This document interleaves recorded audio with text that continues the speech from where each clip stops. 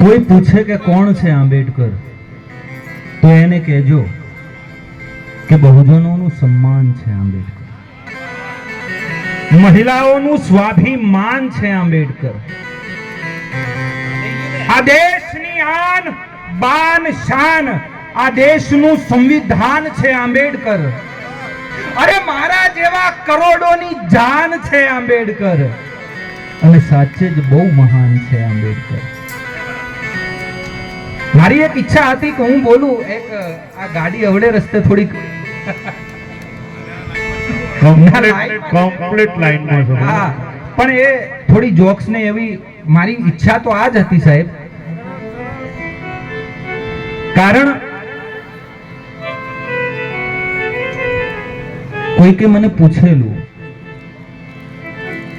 તમે અત્યારે ગૂગલ ની અંદર સર્ચ મારો ને કે the biggest Jayanti in world, સૌથી મોટામાં મોટી જયંતિ, તો ગૂગલ તમને કહેશે કે આ દુનિયાની મોટામાં મોટી કોઈ જયંતિ હોય જેને સૌથી વધારે લોકો દ્વારા સેલિબ્રેટ કરવામાં આવતી હોય તો એ ડોક્ટર બી.આર. આંબેડકરની જયંતિ છે. કોઈ કે મને પૂછેલું કે આટલા બધા લોકો ડોક્ટર બાબા સાહેબ આંબેડકરને યાદ કરે, આટલા બધા લોકો ડોક્ટર બી.આર. આંબેડકર એમનો જ્યારે જન્મ દિવસ આવે, બંધારણ દિવસ આવે એટલે આખું વિશ્વ એમ કહેવાય કે ગાંડું બને. આટલા બધા લોકો ડોક્ટર બી.આર. આંબેડકરને યાદ કરે છે, તો યાદ કરે છે શું કામ?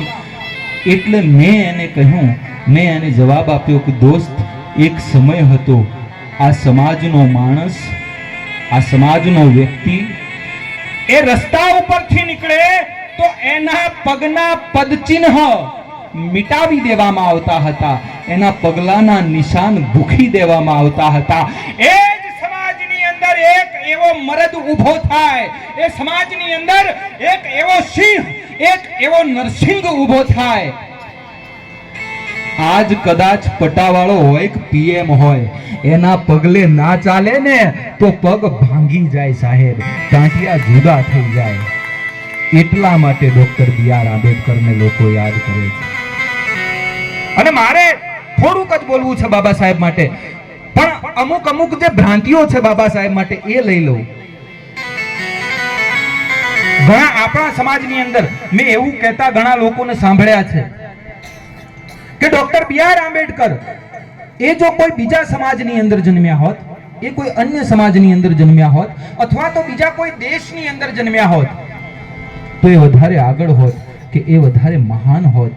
આપણા સમાજના લોકો ગામના ચોરે બેઠા બેઠા, અને અમુક વખત અમુક વક્તાઓ પોતાના વક્તવ્યની અંદર આવું કહેતા હોય કે બાબા સાહેબ બીજા સમાજની અંદર જન્મ્યા હોત ને તો વધુ આગળ હોત. આનાથી ખરાબ, આનાથી બધી ટિપ્પણી, આનાથી ખરાબ કોમેન્ટ બાબા સાહેબ માટે બીજી કોઈ હોઈ ના શકે. આપણે શું કહીએ છીએ? બાબા સાહેબનો સમાજ કંઈક ઓછો છે. કારણ કે હું જાણું છું કે ડોક્ટર બી.આર. આંબેડકર એ પ્રતિભા જો જન્મી શકે તો આ સમાજની અંદર જ જન્મી શકે. કારણ કે ધરાવીણ ધાન ન નીપજે અને કુળવીન માંડું ન હોય, એ ડાગર આંબેડકર જન્મે જેની માં ભીમા હોય. કોઈ માં ભીમા જેવી માં હોય, કોઈ રામજી સુબેદાર જેવો બાપ હોય, અને આ સમાજ બેઠો ને આ સમાજના ડીએનએ જેવો ડીએનએ હોય ને ત્યાં આંબેડકર જન્મે સાહેબ. હા, જ્યાં ત્યાં આંબેડકર ન જન્મે. અને આ બંધારણ વાળો આજે ફરમાઈશ કરવામાં આવી, ઘણા લોકો એમ કહેતા હોય કે આંબેડકરે એકલાએ થોડું બંધારણ લખ્યું છે. બંધારણનો ઘડવૈયો આંબેડકરને આપણે કહીએ છીએ, પણ આંબેડકરે એકલાએ સંવિધાન સભાની અંદર તો લગભગ 350 કરતા લગભગ 381 જેટલા સભ્યો. તો બાબા સાહેબને જ ફાધર ઓફ કોન્સ્ટિટ્યુશન કેમ કહેવામાં આવે? બંધારણના ઘડવૈયા બાબા સાહેબને જ કેમ માનવામાં આવે? તો એની માટે મારે થોડા તથ્યો તમને જણાવવા છે. હા, જે ઓન રેકોર્ડ છે, જે બધું ઓન રેકોર્ડ છે, એ મારે તમને કહેવું છે કે તમે જો આ દેશના ઇતિહાસને વાંચો ને તો બંધારણ સભાના જે સભ્યો હતા એ બંધારણ સભાના સભ્યો એની અંદરથી ડોક્ટર કૃષ્ણમાચાર્ય, હા, એમનું આ વક્તવ્ય છે કે 380 કરતા વધારે બંધારણ સભાના સભ્યો એની અંદર પ્રારૂપ સમિતિના અધ્યક્ષ બાબા સાહેબને બનાવવામાં આવેલા. એ પ્રારૂપ સમિતિની અંદર કુલ 7 સભ્યો હતા, પણ એમાંથી જે આ સમિતિનું કામ હતું, આખા બંધારણનો જે કાચો માલ હોય, જે કાચો મસોદો તૈયાર કરવાનું, એ પ્રારૂપ સમિતિની અંદર જે 7 સભ્યો હતા, એ 7 સભ્યોની અંદરથી એકાદ બે નું મૃત્યુ થયું, એકાદ બે જોઈન્ટ ના કર્યું, એકાદ કદાચ એની તબિયત ખરાબ હતી, એકાદ ભારતની બહાર હતા. કુલ મળી અને વાત એવી હતી કે 7 સભ્યોની સમિતિ હતી, પણ આ આખી સમિતિનું કામ જો કોઈએ કર્યું હોય તો એ એકલા ડોક્ટર બી.આર. આંબેડકરે કર્યું. એનાથી આગળ સંવિધાન સભા જે છે એ સંવિધાન સભાની અંદર 350 કરતા વધારે સભ્યો, પણ એની અંદર એકલા ડોક્ટર બી.આર. આંબેડકર 2,67,000 કરતા વધારે શબ્દો એકલા ડોક્ટર બી.આર. આંબેડકર બોલે છે. બાકીના જે સભ્યો છે એમાંથી 250 જેટલા સભ્યોને ભેગા કરો ને, એ 250 જેટલા સભ્યો મળી અને 1.5 લાખ જેટલા શબ્દ બોલ્યા છે. એકલા આંબેડકર 2,67,000 શબ્દો બોલ્યા છે. અને એટલા માટે એ સમયના જે આપણા પ્રથમ રાષ્ટ્રપતિ હતા એને નિવેદન આપ્યું કે મેં ભારતના સંવિધાનની અંદર, ભારતનું આ જે સંવિધાન રચાયું એમાં જો મારી કોઈ સારામાં સારી ભૂમિકા રહી હોય અને મારો જો કોઈ શ્રેષ્ઠમાં શ્રેષ્ઠ નિર્ણય રહ્યો હોય મારા કાર્યકાળ દરમિયાન, તો એ છે બાબા સાહેબ આંબેડકરને આ સમિતિના અધ્યક્ષ બનાવવા. એ મારો સારામાં સારો નિર્ણય છે. એટલા માટે કહેવાય છે આંબેડકરને ફાધર ઓફ કોન્સ્ટિટ્યુશન, બંધારણના ઘડવૈયા જે કહેવાય છે ને, એ એટલા માટે કહેવાય છે. બીજી એક વસ્તુ, ઘણા લોકો એમ કે આંબેડકર ખાલી બહુજન સમાજના કે દલિતોના નેતા છે, તો હું કહીશ કે જેટલું આંબેડકરે પોતાના બાળકોની માટે નથી કર્યું ને, પોતાના દીકરાઓની માટે જેટલું આંબેડકરે નથી કર્યું. એક નાનકડો પ્રસંગ મને યાદ આવે. સમાજ પ્રત્યે પ્રેમ કે કઈ હદ સુધીનો હોઈ શકે, સમાજ પ્રત્યેની જે લાગણી છે એ લાગણી કઈ હદ સુધીની હોઈ શકે. ડોક્ટર બી.આર. આંબેડકરના 4 દીકરા, એમના 4 સંતાનોનું અવસાન થયેલું ભૂખમરીમાં, અછતોના કારણે બાબા સાહેબના 4 સંતાનોનું અવસાન થયેલું. અને એની અંદર એમનો બહુ લાડકવાયો દીકરો, જેની માટે ડોક્ટર બી.આર. આંબેડકરે ઘણી જગ્યાએ લખ્યું છે. એ દીકરાનું નામ છે રાજરત્ન આંબેડકર. રાજરત્ન આંબેડકર માટે બાબા સાહેબ આંબેડકર લખે છે કે આ દીકરો મારા બધાય સંતાનોમાં મને બહુ વાલો છે. અને આ દીકરાનો જ્યારથી જન્મ થયો, હું ગમે એટલો કંટાળ્યો હોય, હું ગમે એટલો થાક્યો હોય, આ સમાજના પ્રશ્નો લઈ, આ દેશની મહિલાઓના પ્રશ્નો લઈ, આ દેશના મજૂરોના પ્રશ્નો લઈ, અને હું થાકી પાકી અને ઘરે આવી અને એનું મોઢું જોવું, એની સાથે એની કાલી ગેલી ભાષામાં એકાદ બે વાત કરું ને મારો થાક ઉતરી જાય. આ દીકરો મને બહુ વાલો. એ રાજરત્ન આંબેડકર બીમાર છે,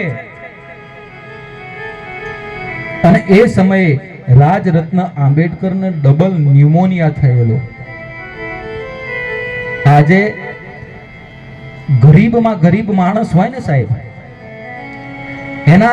એના દીકરાને સિંગલ ન્યુમોનિયા થાય ને, ડબલ ન્યુમોનિયા નહીં, સિંગલ ન્યુમોનિયા, તો એનો દીકરો એ હોસ્પિટલાઇઝ હોય, એનો દીકરો દવાખાનામાં હોય, પણ આંબેડકરનો દીકરો દવાખાનામાં નથી. બાબા સાહેબને ખબર મળે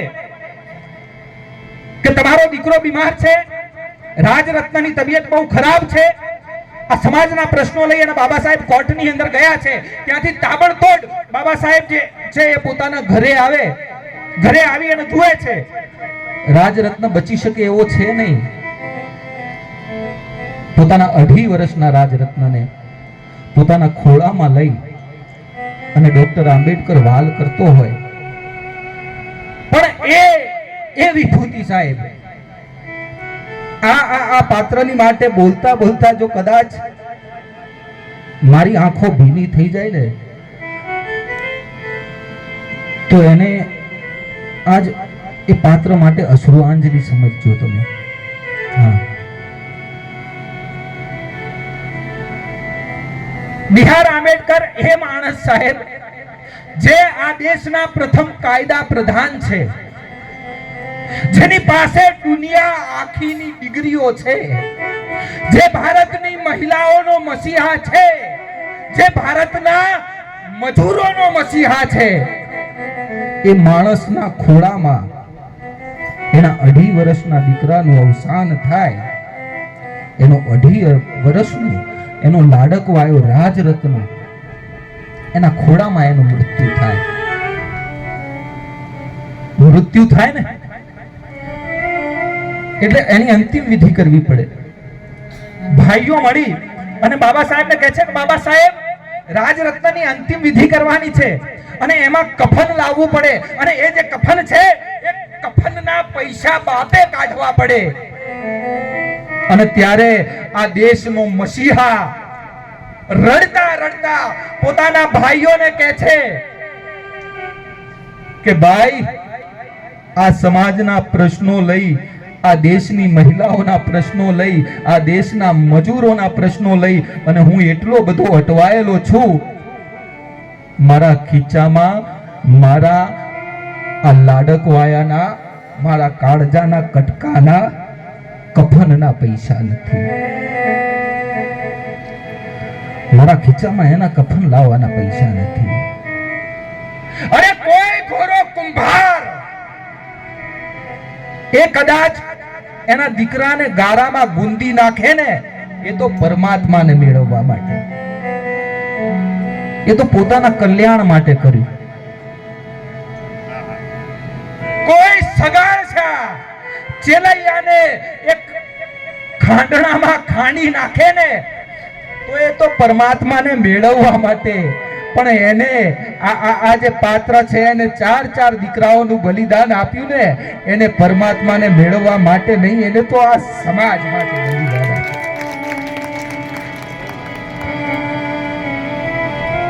અને આનાથી મોટો દેવ કયો હોઈ શકે સાહેબ? દુનિયા એ દેવની પૂજા કરે છે જે દેવ ભલું કરવાનો છે, પણ આ તો એ દેવ છે ને જેને મારું અને તમારું ભલું કર્યું છે. અરે કદાચ એને ખબર નહીં હોય, એને જે ભાઈનું નામ ખબર નહીં હોય. આંબેડકર એ મહારાષ્ટ્રમાં જન્મ્યા. આપણો અને આંબેડકર, આપણે ગુજરાતી બોલીએ, એ મરાઠી બોલે. જે ભાઈઓના કોઈ નામની ખબર નહોતી ને, એ ભાઈની પેઢીઓનો પણ જેને ઉદ્ધાર કરી દીધો. હે, એટલે હું તો એવું કહું છું, ઘણી જગ્યાએ કાર્યક્રમની અંદર મને બોલવાની તક મળે એટલે હું કહેતો હોઉં છું કે હું એમ નથી કહેતો કે doctor B R. Ambedkar is God. Baba Saheb Ambedkar એ પરમાત્માનો અવતાર છે, એ ભગવાન છે, એવું હું નથી કહેતો. પણ હું એટલું ચોક્કસ કહીશ, હું એટલું છાતી ઠોકીને કહીશ કે જગતના કોઈ પણ ખૂણે, દુનિયાના કોઈ છેડે જો કોઈ પરમાત્મા હોય, જો કોઈ ઈશ્વર હોય ને, તો એ આવો જ હોય સાહેબ. અને એ આવો ના હોય તો પછી હોય કેવો? હે? અને આંબેડકરને જરૂર નથી ઈશ્વર બનવાની. હા, હવે વાત પકડજો સાહેબ. આંબેડકરને જરૂર નથી ઈશ્વર બનવાની, પણ ઈશ્વરને આંબેડકર બની અને આ ધરાનો આંટો મારવાની જરૂર કાલે હતી અને આજે છે. ઈશ્વરને આંબેડકર બનવાની જરૂર છે. એ બાબા સાહેબ આંબેડકર માટે તમારી બહુ સારી એવી ફરમાઈશ. પણ એની પહેલા મારું એક નાનકડું, મારું પોતાનું લખેલું બાબા સાહેબની માટે એક ગીત છે, એની એકાદ બે કડીઓ આપની સમક્ષ રજૂ કરી અને પછી બંધારણ વાળો બાબો અમે લઈ લઈએ અને પછી તમે આરતીની તૈયારી કરી દેજો. કારણ કે અમારે આજે બધા કલાકાર હોય ને એમને સવારે બીજા પ્રોગ્રામ હોય, પાછા સવારે કોઈને લગ્ન ગીતની અંદર જવાનું હોય. હા, અને અમે બહુ દૂરથી આવ્યા છીએ આપની વચ્ચે, એટલે આ ભજન સાંભળતા સાંભળતા તમે તૈયારી કરી દેજો આરતીની. અને YouTube ની અંદર તમે મારું નામ લઈ અને સર્ચ મારો પ્રતિક ચૌહાણ સોંગ, તો તમને આ સોંગ ત્યાં સાંભળવા મળશે. ટાઇટલ મેં આપ્યું છે સિંહોના સિંહ છે બાબા. એ મારું આ બાબા સાહેબ માટેનું લખેલું ગીત, એની એકાદ બે કડીઓ ગઈ અને પછી અમે સંદીપભાઈને અમે બંને જણા બંધારણ વાળો બાબો રજૂ કરીએ. સિંહોનો સિંહ છે બાબો, પીરોનો પીર. સિંહોનો સિંહ છે બાબો, પીરોનો પીર. દલિતોનો ભાવ છે અમારો વીર.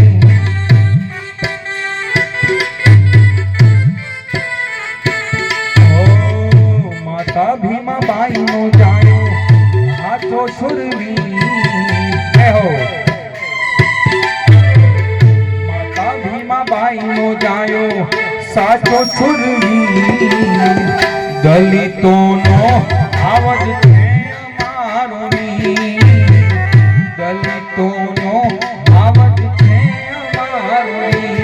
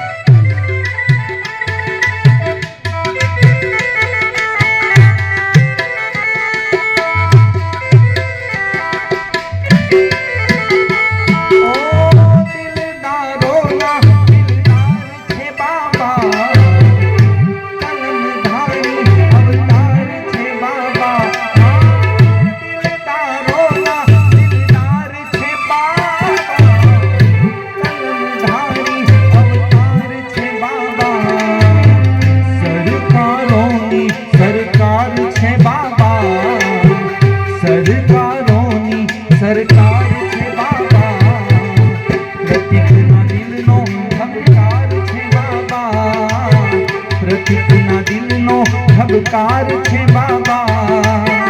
સિંહોનો સિંહ છે બાબો, પીરોનો પીર. સિંહોનો સિંહ છે બાબો, પીરોનો પીર. દલિતોનો આવજ છે અમારો વીર. દલિતોનો આવજ છે અમારો વીર. વિનંતી, અહીંયા જેટલા પણ યુવાન મિત્રો મને સાંભળી રહ્યા છે, અહીંયા આપણે જેટલા પણ બેઠા છીએ, એક નાનકડી વિનંતી હું એ કરીશ કે જીવનમાં જો બની શકે તો ડોક્ટર બાબા સાહેબ આંબેડકરનો અભ્યાસ તમે ચોક્કસ કરજો. કારણ કારણ કે તમે ગીતા વાંચી હોય, તમે ત્રિપિટક વાંચ્યું હોય, તમે કુરાન વાંચ્યું હોય, તમે અવેસ્તા વાંચી હોય, તમે ગુરુ ગ્રંથ સાહેબ વાંચ્યા હોય કે તમે તાઓ તે કિંગ વાંચ્યું હોય, જો ડોક્ટર બી.આર. આંબેડકરનો જો દલિતના ઘરે તમે જન્મ્યા છો, બહુજન સમાજના આંગણે તમારો જન્મ થયો છે અને બાબા સાહેબને તમે નથી વાંચ્યા ને તો તમે કશુંય નથી વાંચ્યું. કારણ કે આપણી માટે તો ઉત્તરનામાં અંબા કયો, આપણી માટે તો પાવાગઢનામાં કાળકા કયો, રણુજાના રામા પીર કયો, અરે કાશ્મીરના અમરનાથ કયો, આપણો તો ડાકોર એક અને ઠાકોર એક ડોક્ટર ભીમરાવ બાબા સાહેબ આંબેડકર. જય ભીમ. જન પિતા રામ જી ને માતા ભીમા બા